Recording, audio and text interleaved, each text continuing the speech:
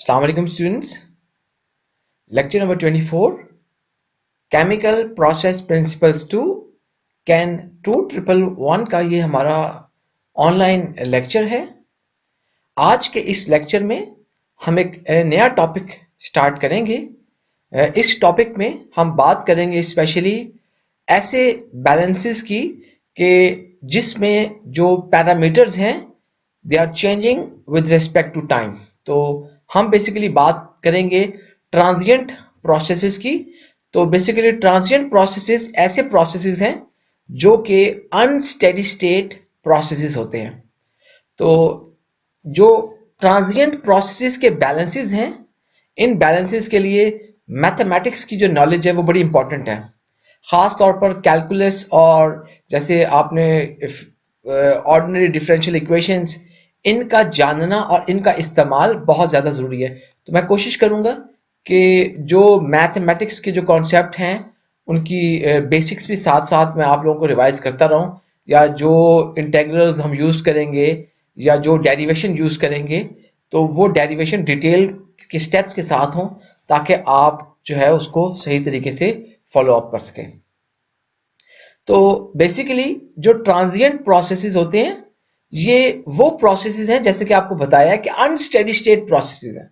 मसलन अगर आपके सिस्टम का कोई वेरिएबल टाइम के साथ चेंज हो रहा है तो आप कहेंगे कि आपका जो सिस्टम है, this system is behaving like a transient process. अच्छा, अब हमारे पास जो प्योरली ट्रांजिएंट सिस्टम्स होते हैं, बेसिकली जैसे कि बैच या सेमी बैच प्रोसेस सिस्टम्स, ये हमेशा ट्रांजिएंट होते हैं। तो बैच प्रोसेस देखिए कैसे, मिसाल के तौर पर हम जो है आपके पास कोई रिएक्टर है और रिएक्टर के अंदर आपने रिएक्टेंट ए ऐड कर दिया है, रिएक्टेंट बी ऐड कर दिया है, उसके बाद आपने उसको कोई टाइम दिया है और उसके बाद आपने उसमें से प्रोडक्ट निकाल लिया है, तो ये एक बैच रिएक्टर है। सेमी बैच प्रोसेस में क्या होता है कि हो सकता है कि आपके पास प्रोसेस बैच हो रहा हो लेकिन कॉन्टिन्यूसली आप या तो उनके अंदर कोई रिएक्टेंट ऐड कर रहे हो या कॉन्टिन्यूसली उसमें से प्रोडक्ट रिमूव कर रहे हो। तो इस तरह के प्रोसेसेस को हम सेमी बैच प्रोसेसेस कहते हैं। तो एक चीज बड़ी इंपॉर्टेंट है, देखिए फॉर एग्जांपल अगर घरों के अंदर हम कोई हंडिया पका रहे हैं और हंडिया के अंदर मैं तमाम इंग्रेडिएंट्स डाल देता हूं, हीट नहीं करता या उसके अंदर मिसाल के तौर उसको पकाता नहीं हूं, तो आपके पास देखिए इसका मकसद ये है कि टाइम के साथ कोई चीज चेंज नहीं हो रही। क्या चेंज नहीं हो रहा? कोई टेम्परेचर चेंज नहीं हो रहा, कोई कंसंट्रेशन चेंज नहीं हो रही। अगर प्रेशर कुकर है, उसको स्टार्ट नहीं किया, उसको जलाया नहीं है, तो हो सकता है कि उसका कोई प्रेशर चेंज नहीं हो रहा। तो इसका मकसद ये है कि अगर आपके बैच सिस्टम के अंदर इस तरह का जो बैच प्रोसेस हो रहा है उसके अंदर अगर कोई वेरिएबल चेंज नहीं हो रहा, एक भी अगर वेरिएबल चेंज नहीं हो रहा, इसका मतलब यह है कि आप कुछ कर ही नहीं रहे, आपका जो सिस्टम है वो ऑपरेट हो ही नहीं रहा, कोई प्रोसेस इन ऑपरेशन है ही नहीं। तो इसलिए ये बड़ी इंपॉर्टेंट है बात समझने की। हम जो बैच, जैसे फार्मास्यूटिकल इंडस्ट्री के अंदर मोस्टली जो हमारे पास अद्वियात बनाई जाती हैं वो बैच प्रोसेसेस होते हैं। इसी तरह फूड इंडस्ट्री के अंदर भी जो है आपके पास batch processes, semi batch processes और कॉन्टिन्यूस प्रोसेस निस्बतन कम इस्तेमाल में आते हैं। तो इसलिए हमारे पास जो बैच सिस्टम है इसका जानना बड़ा इंपॉर्टेंट है कि आपके पास देखिए बैच सिस्टम है, आपका अगर वो बैच सिस्टम प्रॉपर्ली काम कर रहा है, आप कोई प्रोडक्ट वगैरह बना रहे हैं तो लाजमन कोई ना कोई वेरिएबल उसमें चेंज हो रहे होंगे, इसीलिए वो आपके पास ट्रांजिएंट सिस्टम है। अच्छा, तो अगर देखिए कि हमारे पास जो सेमी बैच सिस्टम होते हैं, जैसे कि मैंने आप लोगों को बताया है कि सेमी बैच सिस्टम के अंदर अगर आप देखिए तो उन सेमी बैच सिस्टम के अंदर या तो आप कॉन्टिन्यूस जो है वो कोई आपके पास जो लिक्विड का कोई भी जो स्ट्रीम है वो इनफ्लो और हो रहा होगा फीड का, या कोई प्रोडक्ट आप उसको रिमूव कर रहे होंगे। अच्छा, अब जरा गौर कीजिए, लेट्स से पॉसिबल है कि आपके सेमी बैच सिस्टम में कोई टेम्परेचर चेंज ना हो रहा हो, कोई प्रेशर चेंज नहीं हो रहा हो, लेकिन जो है अब आपके पास क्योंकि कॉन्टिन्यूसली अगर उसके अंदर से आप मैस को रिमूव कर रहे हैं या मैस एंटर किए जा रहे हैं तो उसकी वजह से क्या होगा कि लाजमन उसका मैथ चेंज हो जाएगा एटलीस्ट। तो जब आपका एक भी variable with respect to time change होना शुरू हो गया, तो इसका मतलब है कि आपका वो जो सिस्टम है अब वो ट्रांजिएंट सिस्टम है, या वो जो प्रोसेस है वो एक ट्रांजिएंट प्रोसेस बन गया। अच्छा, तो ये याद रखिएगा बात कि जितने भी सिस्टम होते हैं, हत्ता कि कॉन्टिन्यूअस जो सिस्टम्स होते हैं आपके पास, ये कॉन्टिन्यूअस सिस्टम्स हमेशा स्टार्ट में ये ट्रांजिएंट होते हैं। इसी तरह ये सिस्टम जब आप शट डाउन करते हैं प्रोसेस इंडस्ट्री का, उस वक्त भी हमारे पास वो जो प्रोसेसेस होते हैं वो ट्रांजिएंट हो जाते हैं। उसके अलावा ये भी पॉसिबल है कि अगर आपके पास कोई और प्लान फ्लक्चुएशन आ गई हैं, या आपके पास कोई अनएक्सपेक्टेड किस्म की कोई फ्लक्चुएशंस आ गई हैं, पॉसिबल है कि जी आपके पास कोई हैजर्ड आ गया है, कोई एक्सीडेंट हो गया है, एकदम आपके पास कंसंट्रेशन खुद से बढ़नी शुरू हो गई है, या टेम्परेचर कम होना शुरू हो गया है, या टेम्परेचर रिएक्टर का बढ़ना शुरू हो गया है, तो अब आपके पास ये एक अनप्लैन्ड फ्लक्चुएशन है। तो इस सूरत हाल में भी हमारे पास जो प्रोसेस है अब वो एक ट्रांजिएंट प्रोसेस बन जाएगा। तो इसलिए इनका ख्याल रखना लाजमी है कि कॉन्टिन्यूस प्रोसेस, याद रखने वाली बात है कि हमेशा शुरू में स्टार्ट में आपने जब प्लांट स्टार्ट किया है तो उस वक्त आपके पास जो प्रोसेस होगा वो ट्रांजिएंट प्रोसेस चल रहा होगा। शटडाउन के वक्त भी ये ट्रांजिएंट प्रोसेस होगा। अच्छा, अगर हम हकीकत पसंदी से काम लें तो दुनिया के अंदर कोई भी जो बेसिकली हमारे पास स्टेडी स्टेट सिस्टम होता ही नहीं है। अगर हम सही मानों में बिल्कुल सही एग्जैक्टली अगर बात करें तो कोई चीज भी स्टेडी स्टेट नहीं होती। हम स्टेडी स्टेट एज्यूम करते हैं बेसिकली, क्योंकि हम एज्यूम इसलिए करते हैं ताकि हम कैलकुलेशन उसकी प्रॉपरली कर सकें। अच्छा, होता क्या है, हमारी एजम्पशन का मकसद ये होता है कि हम ये कहते हैं कि भाई स्टेडी स्टेट हाँ ठीक है ये है, और हम ये देख लेते हैं कि उनके जो प्रोसेस के जो वेरिएबल हैं उनकी फ्लक्चुएशन तो होगी, फ्लक्चुएशन को आप खत्म नहीं कर सकते, लेकिन वो अगर फ्लक्चुएशन हमें कोई बहुत ज्यादा एरर नहीं दे रही, और उन फ्लक्चुएशन की वजह से अगर आपके पास जो है वो इस कदर फ्लक्चुएशन कोई इतने ज्यादा उसके जो उसका एरर है वो आप ये समझते हैं कि उसका एरर को आप निगलेक्ट किया जा सकता है without having any serious problems in your calculations, तो हम बेसिकली उस प्रोसेस को हम स्टेडी स्टेट प्रोसेस कह लेते हैं। तो इसलिए अगर ट्रूली बात करें, there is no such thing as a steady state process. हम सिर्फ स्टेडी स्टेट प्रोसेस अपनी आसानी के लिए, कैलकुलेशन पॉसिबल नहीं है, कैलकुलेशन सिंपल करने के लिए हम उसको स्टेडी स्टेट करते हैं, लेकिन शर्त यह है कि during the process which you are considering as a steady state process, the variables should have no such large error. The variables should behave in a proper manner. The variables should be almost constant as possible. तो हमारे पास देखिए, अगर जो हमारे variables हैं अगर वो इतने ज्यादा चेंज नहीं हो रहे, उनके दरमियान में कोई ज्यादा एरर नहीं है और उनको निगलेक्ट किया जा सकता है, तो आप कहेंगे कि आपका जो सिस्टम था वो स्टेडी स्टेट सिस्टम था।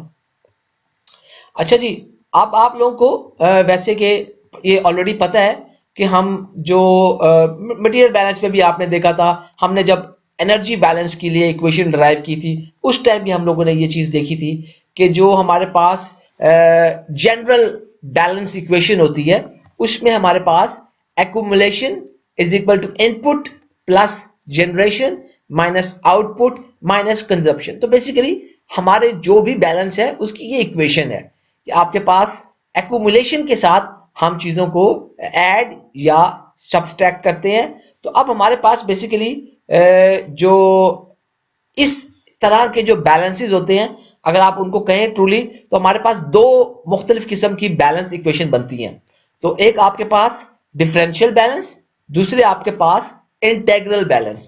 तो डिफरेंशियल बैलेंस क्या है, देखिए हमारे पास जो डिफरेंशियल बैलेंस होते हैं ये बेसिकली ऐसे बैलेंसेस हैं जो कि किसी इंस्टेंटेनियस जो है वो रेट ऑफ चेंज को डिफाइन करती है किसी भी मखसूस टाइम मोमेंट के ऊपर। मसलन लेट से मैं ये कहता हूं कि अगर 10:21 के ऊपर आपके पास यानी कि एक ये मखसूस स्पेसिफिक मोमेंट है, एक सर्टेन स्पेसिफिक मोमेंट है 10:21 के ऊपर हमारे पास अगर कोई रेट ऑफ चेंज है आपके पास उस सिस्टम के अंदर। मिसाल के तौर पर आप ये कह सकते हैं कि लेट्स से कि शुरू में हमारे पास कोई सिस्टम के अंदर टेम्परेचर था वो 10 डिग्री सी था, अब आपके पास अब उसके अंदर जो चेंज आई है 2 डिग्री सी की चेंज आ गई है, आप कहेंगे 10:21 पे इसके अंदर 5 डिग्री की चेंज आई है। तो बेसिकली वो जो इंस्टेंटेनियस रेट ऑफ चेंज होती है किसी भी पर्टिकुलर इंस्टेंट पर, किसी भी पर्टिकुलर मोमेंट पर, किसी भी टाइम फ्रेम के उस छोटे से हिस्से पर जिसको आप कंसीडर कर रहे हैं, उसको हम कहते हैं वो। और उस चीज को जब हम यूज करते हैं अपने बैलेंस के अंदर तो आप कहते हैं कि डिफरेंशियल बैलेंस है। यानी कि डिफरेंशियल बैलेंस के अंदर हम basically instantaneous rate of change को किसी भी पर्टिकुलर टाइम में हम उसको बताते हैं और फिर आप उसको बताते हैं कि जी हमारे पास ये जो चेंज होगी ये चेंज आपके पास, यानी कि उसको बताने के लिए हमें डिफरेंशियल बैलेंस यूज करना पड़ेगा। उसके मुकाबले में हमारे पास इंटेग्रल बैलेंस भी है। देखिए ये जो मैं आपको दो टाइप्स बता रहा हूं, डिफरेंशियल बैलेंस और इंटेग्रल बैलेंस, बेसिकली ये टाइप्स हैं हमारे पास उन बैलेंसेस की जो कि ट्रांजिएंट सिस्टम्स या ट्रांजिएंट प्रोसेसेस पर लगाए जाते हैं। तो ट्रांजिएंट प्रोसेसेस या ट्रांजिएंट सिस्टम्स पर लगाए जाने वाले दो बैलेंस हैं, डिफरेंशियल बैलेंस या इंटेग्रल बैलेंस। तो इंटेग्रल बैलेंस क्या होते हैं?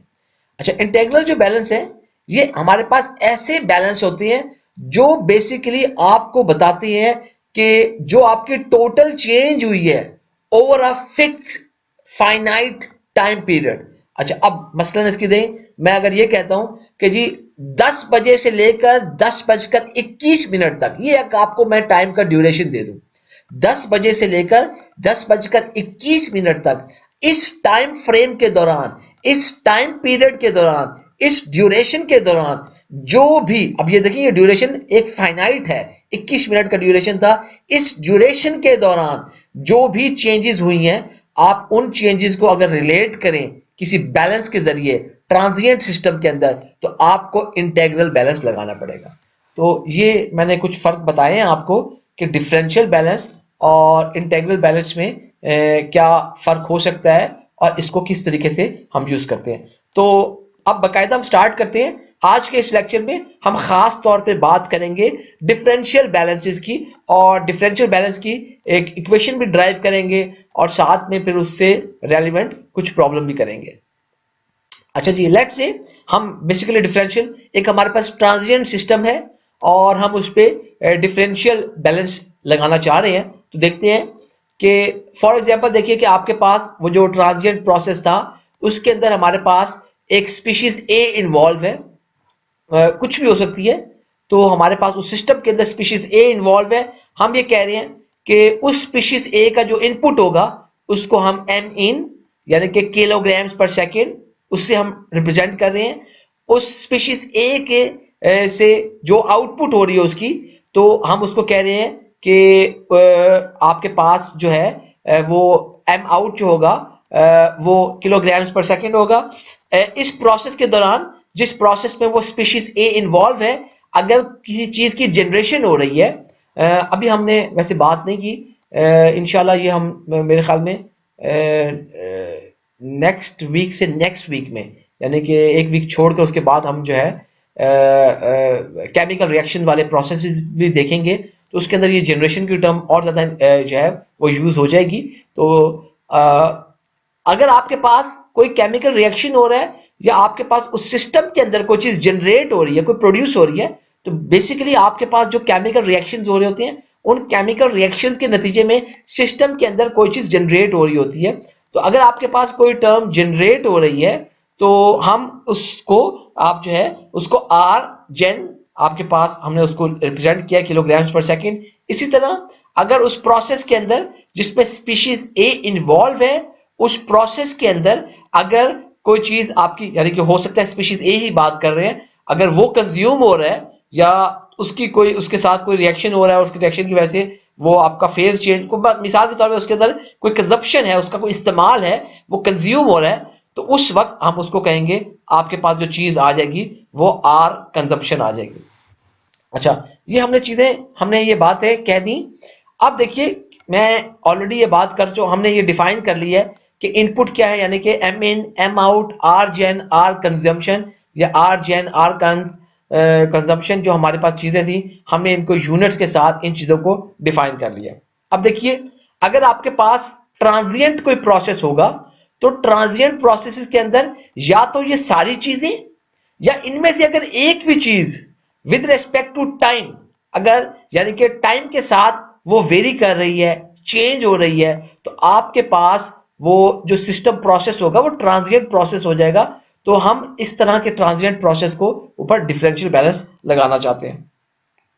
अच्छा जी, अब हम बैलेंस लगाना चाह रहे हैं और बैलेंस लगाना चाह रहे हैं हम कंपोनेंट ए के ऊपर, यानी कि हमें नहीं पता उसमें और कंपोनेंट मौजूद हैं या नहीं मौजूद, हमने सिर्फ स्पीशीज ए के लिए कोई बैलेंस लगाना है और हम इसका बैलेंस ऐसे लगा रहे हैं, हम ये कह रहे हैं कि जी हम एक टाइम पीरियड टी से लेकर टी प्लस, यानी कि आप एक ऐसे टाइम पीरियड से टी से लेकर टी प्लस डेल्टा टी तक के टाइम पीरियड के लिए हम बैलेंस लगाना चाह रहे हैं।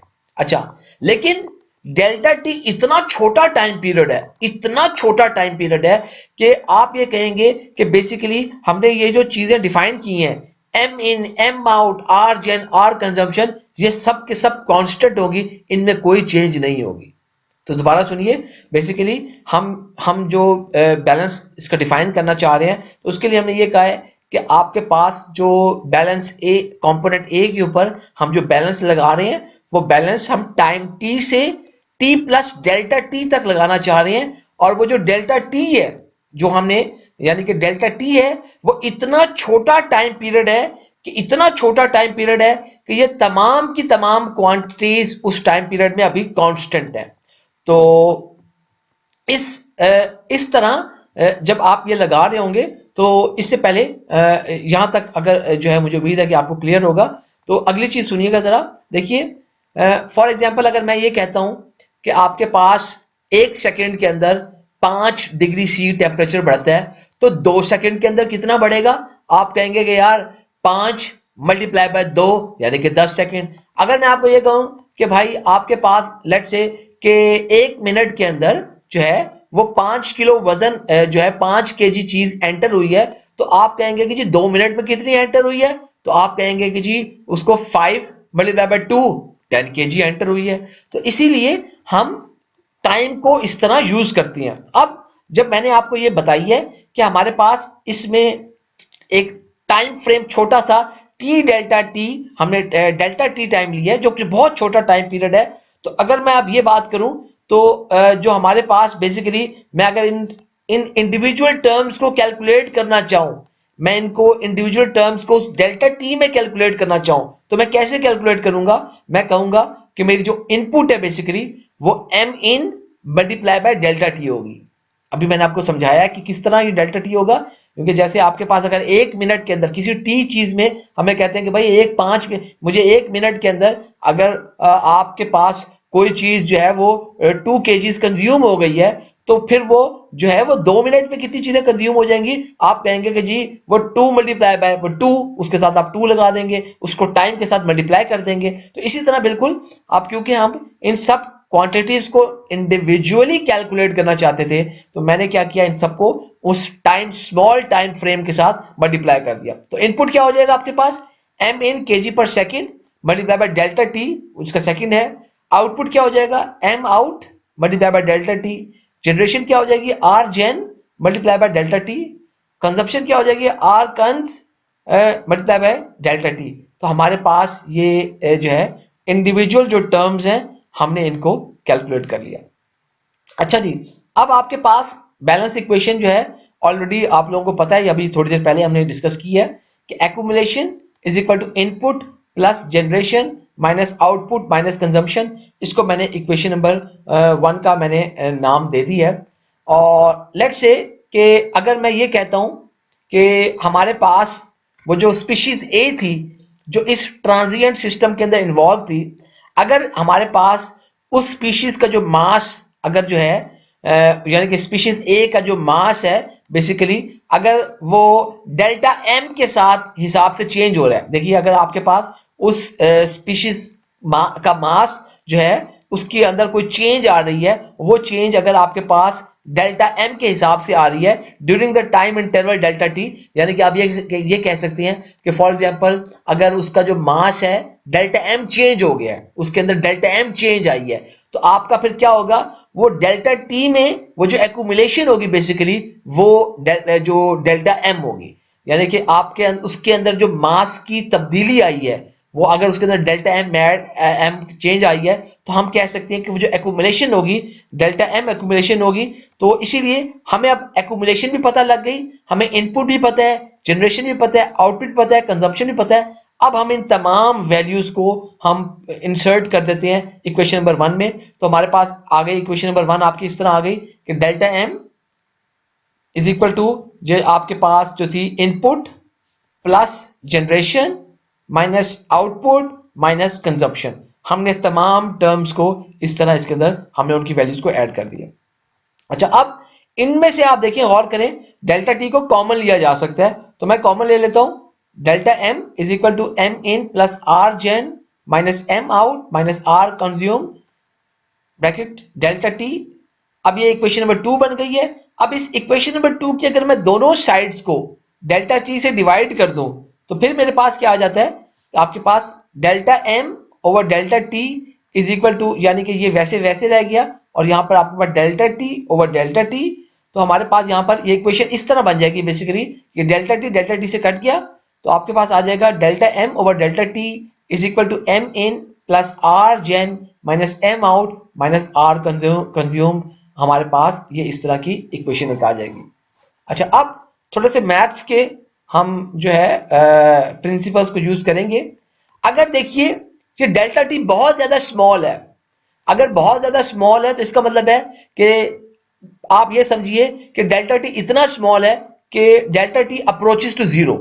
अगर delta T approaches to zero तो आपके पास ये delta M over delta T, ये हम जब इसको डिफाइन करते हैं तो डेरिवेटिव्स वगैरह के लिए, तो बेसिकली आपके पास अगर डेल्टा टी अप्रोच जीरो को करेगा तो ये जो चेंज है आपकी delta M over delta T, ये बेसिकली हमारे पास जो चीज है ये बन जाएगी derivative of m with respect to time t. तो बेसिकली अगर यही इसी को जिसको हमने डिफाइन किया था शुरू में कि डेल्टा टी वैसे ही बहुत स्मॉल था, तो अगर ये इतना स्मॉल है कि जीरो है, ऑलमोस्ट जीरो है, जीरो को अप्रोच कर रहा है, तो आपके पास ये जो चीज है ये डेरिवेटिव बन जाएगा और विद रेस्पेक्ट टू, यानी कि derivative of m with respect to time t, तो उसको हम लिखेंगे dm ओवर dt। तो मैं इसकी जगह पर इस तरह मैं ये लिख सकता हूं कि आपके पास ये dm over dt is equal to m in plus r gen minus m out minus r consume. इसको मैंने इक्वेशन नंबर 3 का नाम दे दिया। ये जो आपकी इक्वेशन आप लोगों ने बनाई है, basically this equation is called ordinary first order differential equation. तो हमारे पास ये फर्स्ट ऑर्डर इसलिए अगर आपके पास, क्योंकि इसके साथ पावर नहीं लगी हुई, जब आप इसके साथ कोई पावर वगैरह आ जाती है तो फिर इसको कहते हैं second order, third order, fourth order हमारे पास। तो ये हमारे पास ordinary first order differential equation है जिसको हमने इसमें बनाया है, तो आप इसको देख सकते हैं। लेकिन ये जो फर्स्ट ऑर्डर डिफरेंशियल इक्वेशन है ये खास तौर पर देखिए हम जब इसको हम बात करते हैं तो ये हमारे पास उस डिफरेंशियल बैलेंस इक्वेशन है जो हमने इस खास तौर पर ट्रांजिएंट सिस्टम के लिए हमने बनाई हुई है।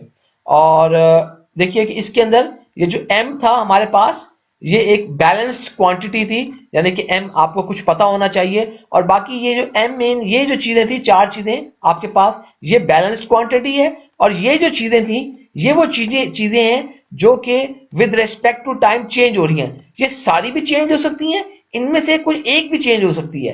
अगर आपकी ये सारी चेंज हो तो भी आपका ट्रांजिएंट सिस्टम होगा, अगर इनमें से एक भी चेंज हो तो भी आपके पास ये जो सिस्टम है ये आपके पास ट्रांजिएंट होगा।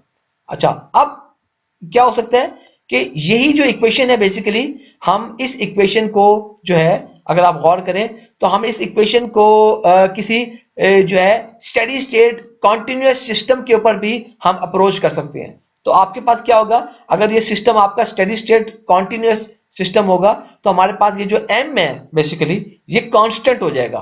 तो अगर आप कांस्टेंट का डेरिवेटिव लें तो वो हमारे पास बेसिकली वो उसका टाइम डेरिवेटिव कांस्टेंट का जो टाइम डेरिवेटिव, क्योंकि विद रिस्पेक्ट टू टाइम अगर वो चेंज नहीं हो रही होगी तो वो आपके पास उस कांस्टेंट का टाइम डेरिवेटिव जीरो आ जाएगा, और हमारे पास जो इक्वेशन बन जाएगी वो बन जाएगी zero is equal to m in plus r gen minus m out r consume, यानी कि आपकी इक्वेशन बन जाएगी m in plus r gen is equal to m out जो है प्लस आर कंज्यूम। तो हमारे पास इस तरह की सिंपल इक्वेशन बन जाएगी कि input plus generation is equal to output plus consumption. सिर्फ हमने ये किया उसकी साइडें वगैरह चेंज कर दी है, तो आपके पास इस तरह ये सिंपल सी ये इक्वेशन बन जाएगी। लेकिन बस याद ये रखना है, अगर एक भी कंडीशन इसके अंदर टाइम के साथ साथ चेंज हो रही है, एक भी कंडीशन टाइम के साथ चेंज हो रही है, तो फिर ये जो इंटीग्रल वाले आपके पास ये डेरिवेटिव वाली टर्म है ये खत्म नहीं होगी, आपकी ये जो डेरिवेशन वाली टर्म है ये साथ में रहेगी, और हमारे पास ये इसके साथ सिस्टम के साथ ये आपके पास रहेगी। अच्छा, ये जो हमने क्वेश्चन नंबर 3 अभी हमने ड्राइव की है, जो हमने डिफरेंशियल बैलेंस जो कि ordinary first order differential equation थी, ये हमें किया। ये डिफरेंशियल इक्वेशन अभी कंप्लीट नहीं है, इसको कंप्लीट डिफरेंशियल बैलेंस के लिए कंप्लीट करने के लिए आपको लाजमन कोई बाउंड्री कंडीशंस चाहिए। अगर आप बाउंड्री कंडीशंस नहीं देंगे तो आप अपने इन डिफरेंशियल बैलेंसेस को सॉल्व नहीं कर सकते। तो no differential equation is complete without boundary condition, तो हमें यहां पर कोई बाउंड्री कंडीशंस देनी पड़ेंगी। तो बाउंड्री कंडीशन हम उसकी किस तरीके से देंगे, देखिए हमारे पास जो बाउंड्री कंडीशन देने के लिए सबसे पहले, अब आपके पास जैसे कि पता था कि हमने अभी हमने उसके m के हिसाब से हम बात कर रहे थे, तो जब हम m के हिसाब से बात कर रहे हो तो आपके पास पता है कि आपके पास कोई m जो है, कोई शुरू में कोई टाइम जीरो पे कोई m की ओरिजिनल क्वांटिटी होगी जो उसकी डेल्टा t में चेंज हुई है। तो m की शुरू में जो कोई क्वांटिटी होगी आप उसको टाइम को t0 से रिप्रेजेंट कर लेते हैं, यानी कि वो कोई एक इनिशियल कंडीशन होगी। तो मिसाल के तौर पर इस इक्वेशन को लिखने के लिए हम ऐसे लिख सकते हैं कि जब आपके पास t जीरो था m के ऊपर, यानी कि t जब जीरो था आपके पास मास m था, या आप ये कह सकते हैं कि आपके पास जब मास एट जीरो यानी कि ओरिजिनल कंडीशन पे, ऑर्डिनरी कंडीशन पे, इनिशियल कंडीशन पर, यानी कि जब आपके पास टाइम जीरो था शुरू में एट द आपके पास वो मास m था, या आप ये कहें कि मास एट इनिशियल कंडीशंस यानी कि m0 या इनिशियल कंडीशंस, तो आपके पास dm over dt is equal to m in plus r gen minus m out minus r consume. तो बेसिकली ये जो इक्वेशन जब आपके पास इस तरह आप जब लिख लेते हैं, ये आपकी प्रॉपरली डिफरेंशियल इक्वेशन है जिसको सॉल्व किया जा सकता है।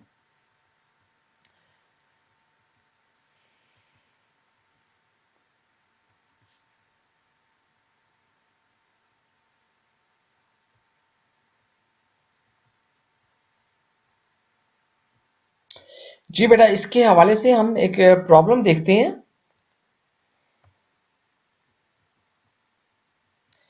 The water level in a reservoir has been decreasing steadily during a dry spell, and local meteorologists predict that the drought could continue for another 60 days. The water company estimates that the consumption rate in the city is approximately 10 raised to power 7 liters per day. Water and Sewerage Authority (WASA) estimates that rainfall and stream drainage into the reservoir, coupled with evaporation from the reservoir, should yield a net water input rate of 10 raised to power 6 exponential minus t over 100 liters per day, where t is the time in days from the beginning of the drought, at which time the reservoir contained an estimated 10 raised to power 9 liters of water.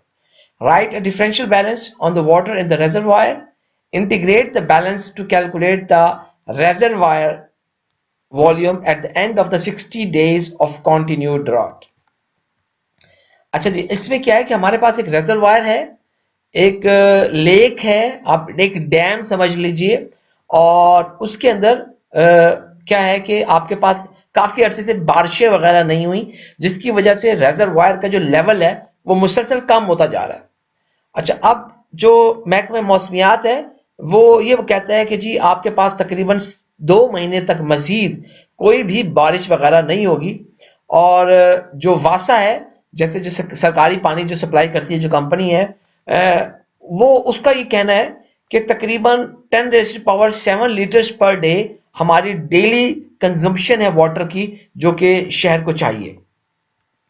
अच्छा जी, अब साथ में उन्होंने ये भी हिसाब लगाया कि आपके पास के जो कि मिसाल के तौर पर देखिए, अगर हम तमाम आमदो रफ्त रखें, मिसाल के तौर पर देखिए, अगर आप ये हिसाब लगाइए कि जो कि पानी डैम में से निकल रहा है और प्लस अगर कोई पानी डैम के अंदर आ रहा है तो उसकी वजह से उस स्टोरेज के अंदर, तो हमारे पास जो नेट वाटर इनपुट रेट है वो इस तरह आपको एक फंक्शन दिया हुआ है कि 10⁻⁶ e⁻⁻ और 100 लीटर्स पर डे।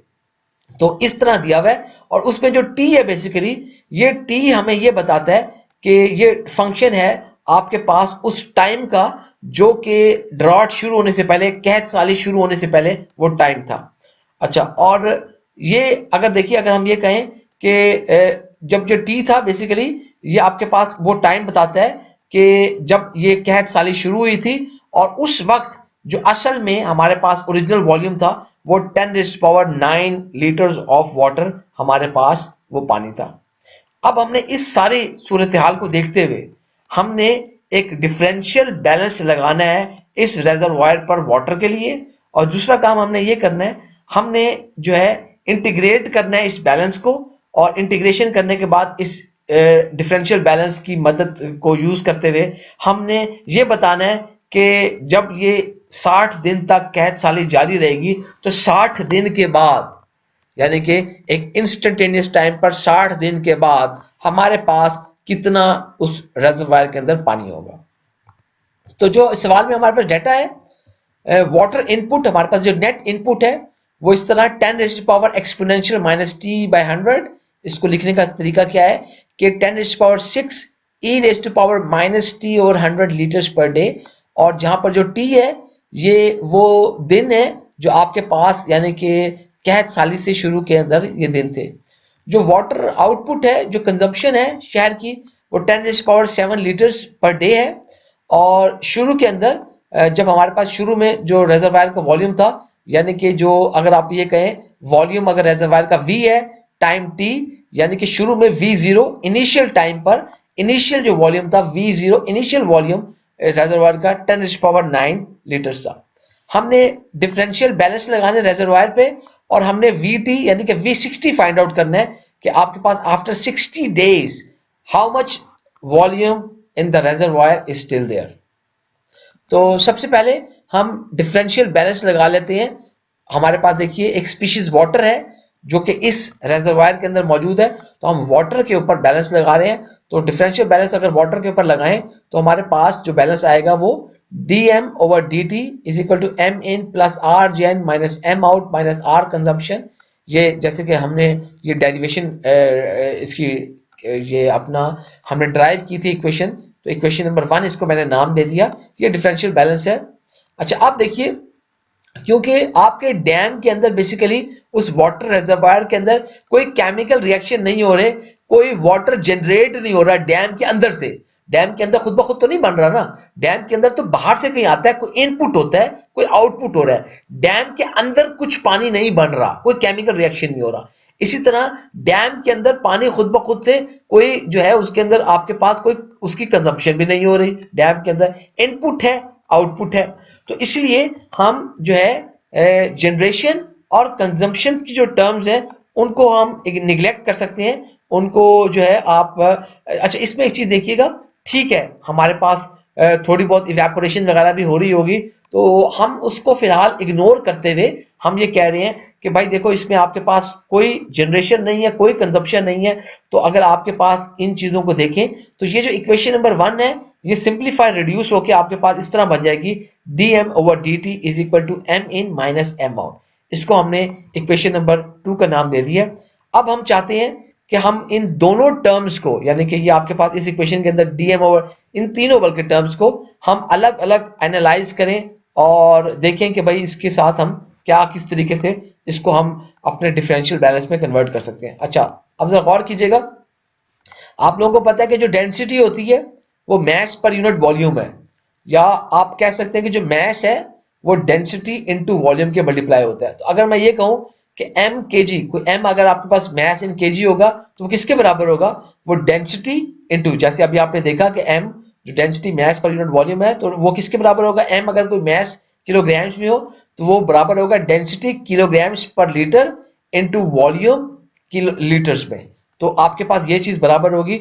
अगर मैं इस चीज को इस dm ओवर dt में इंसर्ट करूं तो मैं लिख सकता हूं कि dm over dt is equal to d over dt, m उसको सेपरेट किया और m की जगह पर मैं लिख सकता हूं रो इंटू v। अच्छा अब देखिए कि जो वॉल्यूम है ये डिपेंडेंट है टाइम के ऊपर, क्योंकि टाइम की वजह से हमारे पास वॉल्यूम कम हो रहा है, लेकिन डेंसिटी टाइम पर डिपेंडेंट नहीं है। डेंसिटी तो आपके पास एक जो है उसके ऊपर डिपेंडेंट नहीं है, तो हम आप डेंसिटी कांस्टेंट है उसको बाहर आप निकाल दिया तो आपके पास dm ओवर dt बच जाएगा rho into dv over dt। तो इसको हमने इस तरीके से, यानी कि मैंने क्या किया है कि dm की जगह पर मैं ये लिख सकता हूं कि आपके पास रो इंटू dv ओवर dt। इसी तरह आपको पता है कि देखिए अभी हमने ये देखा था कि density mass per unit volume के बराबर है और मैस जो है वो डेंसिटी इंटू वॉल्यूम के बराबर है। तो आपके पास अगर मैस फ्लो रेट हो तो वो किसके बराबर होगा, मैस फ्लो रेट अगर केजी पर डे है तो आपके पास डेंसिटी क्या होगी केजी पर लीटर्स और वॉल्यूमेट्रिक फ्लो रेट क्या होगा litres per day.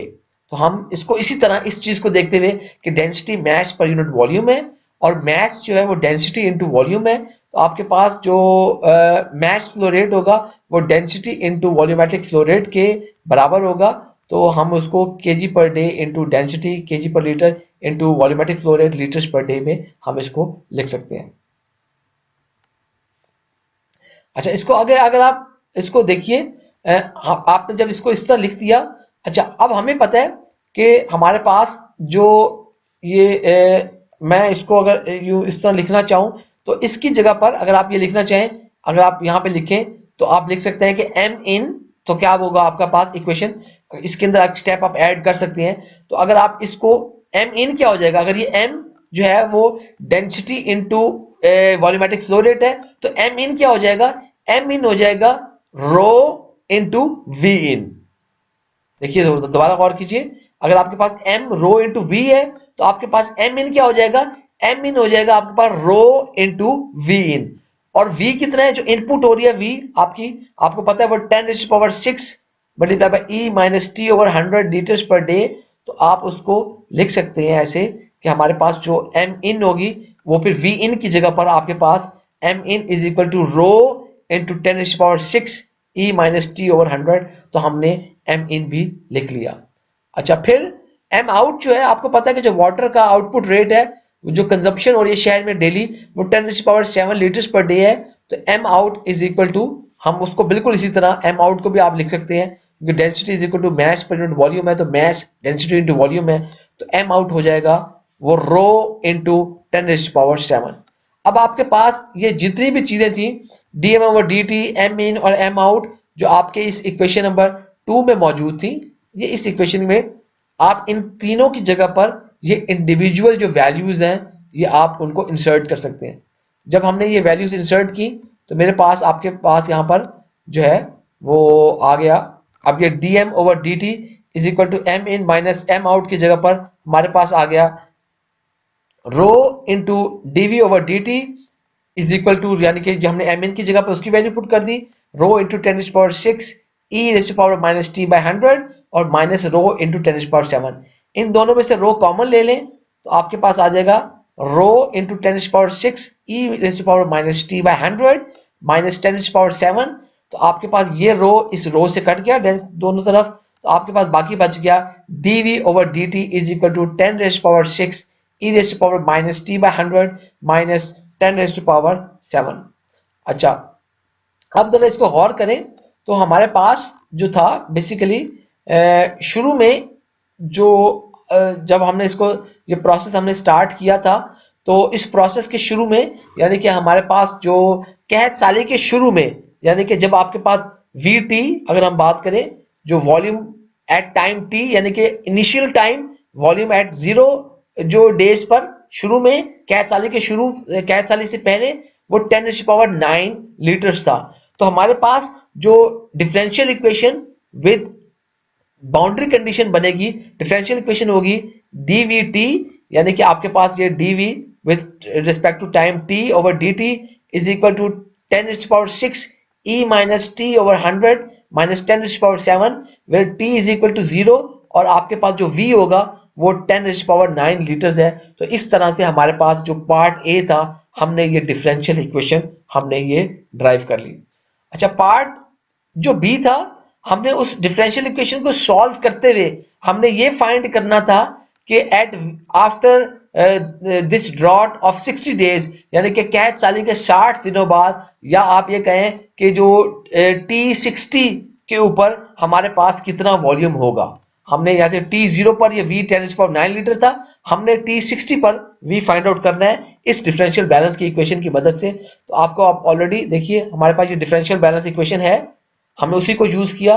Differential balance dvt over dt is equal to 10⁶ e raised to minus t by 100 minus 10⁷। तो आपके पास जब t 0 था तो v 10⁹ लीटर्स था, तो हमने t 60 डेज पर v को फाइंड आउट करना है। तो सबसे पहले हम जो है इसको सेपरेशन ऑफ वेरिएबल्स की तरह हम इसको सॉल्व करते हैं। तो बेसिकली आप इस डिफरेंशियल इक्वेशन को, इसकी टेक्निक है जो डिफरेंशियल इक्वेशन की सॉल्व करने की, तो हम सेपरेशन ऑफ वेरिएबल्स को यूज कर रहे हैं इस डिफरेंशियल इक्वेशन को सॉल्व करने के लिए। तो आप लिख सकते हैं सेपरेशन ऑफ वेरिएबल्स के लिए dv over dt is equal to 10⁶ e minus t over 100 minus 10⁷। हमने इसको सेपरेशन ऑफ वेरिएबल्स की तरह इस तरह इसको लिख दिया। जब आप इसको इस तरह लिख देंगे तो आप जो आपने आप इसको जो है सेपरेशन ऑफ वेरिएबल्स की तरह, अभी तो फिलहाल वैसे हमने लिख दिया, अब जब आप इसको सेपरेशन ऑफ वेरिएबल्स की तरह हम इसको लिखेंगे, तो मैंने क्या किया, इस dt को इस तरफ ले गया हूं, मल्टीप्लाई कर दिया, क्रॉस मल्टीप्लाई कर दिया। तो अब आपके पास ये सारे वेरिएबल सेपरेट हो गए हैं। तो आपके पास जो है इक्वेशन बन गई dv is equal to 10⁶ e minus t by 100 minus 10⁷ dt। अच्छा, अब अगर मैं इन सब तमाम टर्म्स को, यानी कि इन दोनों साइडों को इंटीग्रेट कर लूं, इंटीग्रेट इस तरह करूं, T0 से लेकर T60 डेज तक मैं इसको इंटीग्रेट कर लूं, T0 से लेकर T60 डेज तक मैं इसको इंटीग्रेट कर लूं, तो आपके पास देखिए, अब आपके पास चूंकि T0 शुरू में होगा और T60 बाद में होगा, तो T0 आपकी इनिशियल कंडीशन होगी और T60 आपकी फाइनल कंडीशन होगी। इसी तरह T0 के ऊपर आपका जो वॉल्यूम होगा उसको लिखा जा सकता है V0, वो आपका इनिशियल वॉल्यूम होगा। इसी तरह T60 पर जो आपका वॉल्यूम होगा वो V60 वाला वॉल्यूम होगा, हमें पता नहीं है, तो आपका वो फाइनल वॉल्यूम वाला वॉल्यूम होगा।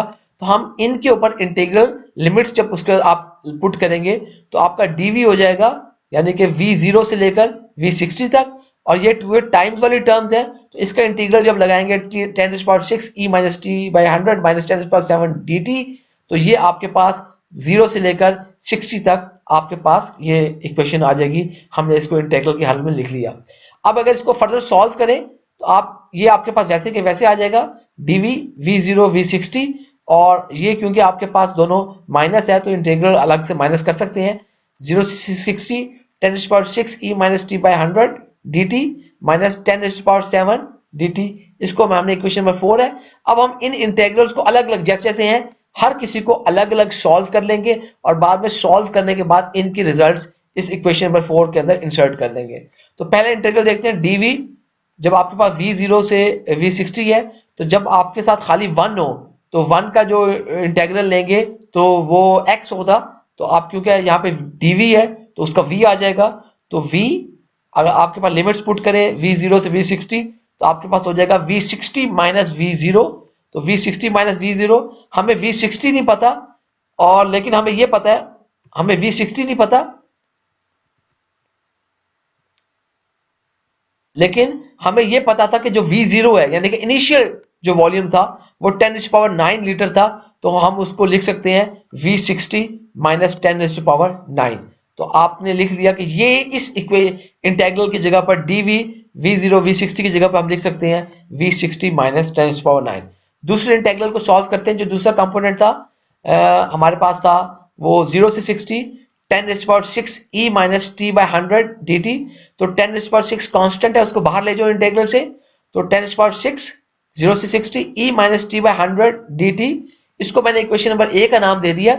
इसको मैं सब्स्टिट्यूशन मेथड की तरह, मैं ये आप लोगों ने एफएससी वगैरह में किया होगा, सब्स्टिट्यूशन मेथड की तरह मैं इसको हल करूंगा।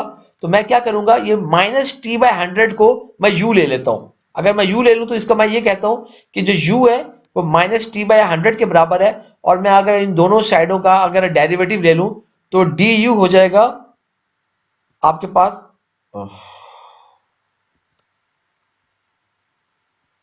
तो आपके पास जो du हो जाएगा वो माइनस 1/100, यानी कि इंटेग्रल ले लिया तो कांस्टेंट है 1/-1/-100 dt आपके पास आ जाएगा। या मैं उसको लिख सकता हूं ऐसे कि जो है अगर मैं इसको क्रॉस मल्टीप्लाई कर दूं तो, या आप इसको इस तरह, यानी कि ये dt है, इसको मैं इस सब 100 की तरफ ले जाऊं तो आपके पास dt is equal to minus 100 du, मैं इसको इस तरह लिख सकता हूं। तो आपके पास जो dt is equal to minus 100 du है, इसको अगर आप इस इक्वेशन के अंदर इंसर्ट कर देते हैं, यानी कि जब आपने u को पुट किया माइनस टी बाई 100 तो dt आपके पास माइनस 100 du हो गया। तो इसको जब आपने इस इक्वेशन नंबर ए में पुट किया तो आपकी इक्वेशन नंबर ए बन गई 10⁻6 0 से 60 eu, यानी कि ये देखिए ये माइनस टी बाई 100 की जगह u हो गया और dt की जगह पर अभी हमने देखा है वो माइनस 100 du है, तो eu माइनस 100 du हो गया। तो अब आपके पास जो माइनस 100 कांस्टेंट है उसको बाहर निकाला जा सकता है। तो 10⁻6 मल्टीप्लाई बाय माइनस 100, ये गौर कीजिएगा ये माइनस मल्टीप्लाई के बाद है तो ये कहीं इसको सब्ट्रैक्ट ना कर दीजिएगा, eu इंटू du हमारे पास आ गया। अच्छा, अब हमारे पास 100 है, 100 को अगर मैं 10⁻2 करूं तो मैं फिर इन दोनों को तक हल कर सकूंगा। तो मैंने क्या किया, इसके साथ में जो मैंने जब इसको हल किया तो मेरे पास इसको 10⁻2 लिख लिया।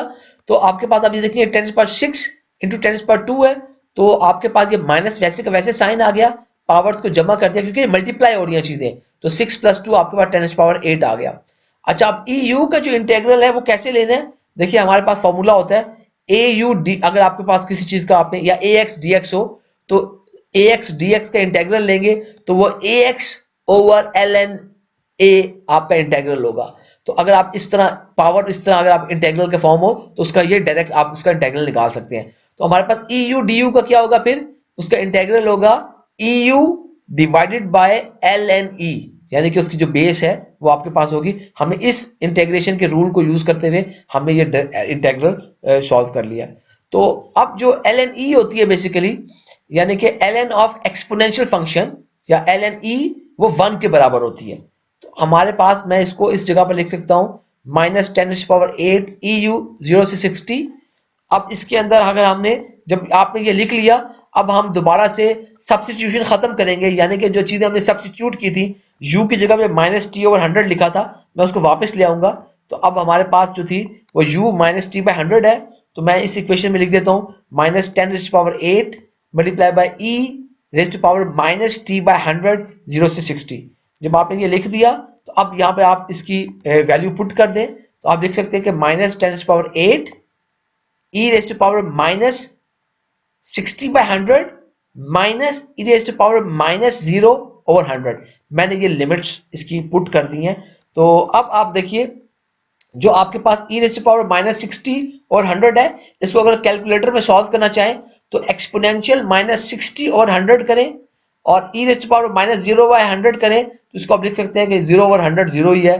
तो आप एक्सपोनेंशियल माइनस 0 आप उसको इस तरह सॉल्व करें। तो हमने इस चीज को और इस चीज को कैलकुलेटर की मदद में इस तरह एक्सपोनेंशियल लिख के माइनस 60 ओवर 100 और एक्सपोनेंशियल लिख के माइनस 0, इस चीज को और इस जीरो को जब सॉल्व किया तो ये आपके पास आ गई 0.5488 और ये आपके पास आ गई 1, तो -1। तो आपने माइनस 10⁸ और इसको माइनस 0.4512 ये आपके पास आ गया 10⁸ मल्टीप्लाई बाय 0.4512, यानी कि 0 से 60 10⁶ e minus T by 100 dt, ये जो है आपके पास 10⁸ इंटू 0.4512 हमारे पास आता है। अच्छा, ये जो था इंटेग्रल ये सिंपल है। जो लास्ट पोर्शन था 10⁷ 0 से 60 dt, तो 10⁷ कांस्टेंट है, इसको इंटेग्रल से बाहर ले जाएं खाली क्योंकि dt है तो ये आपके पास t आ जाएगा 10⁷ t 0 से 60 तो हमारे पास t की जगह पर आप 60 माइनस 0 आपने लगा दिया, तो अब आपके पास 10⁻7 60 माइनस 0, तो 10⁻7 इंटू 60 हमारे पास ये फिलहाल उसको सॉल्व नहीं किया मैंने, इसको डायरेक्ट आप सॉल्व भी करके एग्जैक्ट आंसर भी निकाल सकते हैं। तो ये इंटेग्रल से हमारे पास ये आ गया। अब हमारे पास बेसिकली आप ये देखें कि ये हमारे पास वो इक्वेशन थी जो हमने हासिल की थी, और इस इक्वेशन के अंदर हम हमारे पास तमाम वैल्यूज पता है, dv v नॉट से v60, 0 से 60 10⁻6 e minus T by 100 dt, और माइनस 0 से 60 10⁻7 dt। ये तमाम चीजें हमें पता है। इन तमाम चीजों की जब हमने वैल्यू पुट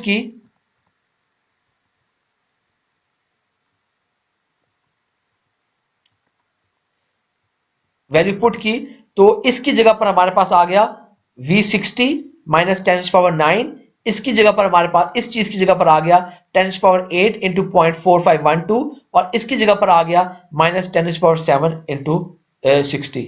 इसको देखें तो अब आप इसको इस तरफ ले जाइए, तो आपके पास आ गया 10⁻8 इंटू 0.4512 माइनस 10⁻7 इंटू 60 प्लस 10⁻9। इस तरफ हम इसको ले गए हैं।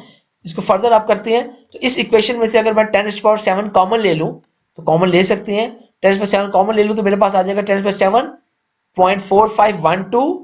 अच्छा, फिर उसके बाद जो आपके पास, क्योंकि ये 10⁻8 है तो मल्टीप्लाई बाय 10, फिर ये माइनस 60 प्लस 10⁻2। अच्छा, अब ये आपके पास आ गया, तो अब आप इसको अगर करें तो ये 4.1512 हो जाएगा, 10 मल्टीप्लाई किया, माइनस 60 प्लस 10⁻200। तो आप इसको, आपके पास आ सकता है v60 is equal to 10⁻7 multiply by, आप इसको अगर आप 4.1512 माइनस 60 प्लस 100, तो आपके पास 44.512, या आप इसको इस तरह भी लिख सकते हैं 10⁻, या आप उसको जो है, सॉरी ये 10⁻8 होगा बेटा, ये जो है यहाँ पर फिर ये थोड़ी सी मिस्टेक है। अगर ये आप उसको इस तरह लिखते हैं 4.4512, तो ये आपके पास यहाँ पर 10⁻8 लीटर्स आपके पास होना चाहिए। इसका मकसद कहने का ये है कि हमारे पास जो वॉल्यूम होगा, जो रेजरवायर हमारे पास वॉल्यूम होगा, वो रेजरवायर वॉल्यूम हमारे पास जो है at the end of 60 days of continued drought, वो आपके पास 4.4512 मल्टीप्लाई बाय 10⁻8 लीटर्स आपके पास होगा, या 44.512 मल्टीप्लाई बाय 10⁻7, या 4.4512 मल्टीप्लाई बाय 10⁻8 लीटर्स। ये 7 नहीं है, यहाँ पे 8 होना चाहिए, तो ये इसको मैं करेक्ट करके लिख दूंगा, तो 8 होना चाहिए। So this was our lecture number 24। Please watch this video, please go through these lecture notes. अगर आपका कोई सवाल है तो आप लोग मुझे व्हाट्सएप पे मैसेज कर सकते हैं, ईमेल कर सकते हैं। The best way is to participate in the live session, ताकि अगर आपको इसमें कोई प्रॉब्लम्स है तो लाइव सेशन में हम इसको जो है इसको एड्रेस कर सकें और इसको देख सकें। थैंक यू वेरी मच जी। इंशाल्लाह अब आपसे लाइव सेशन में मुलाकात होगी। अल्लाह हाफिज।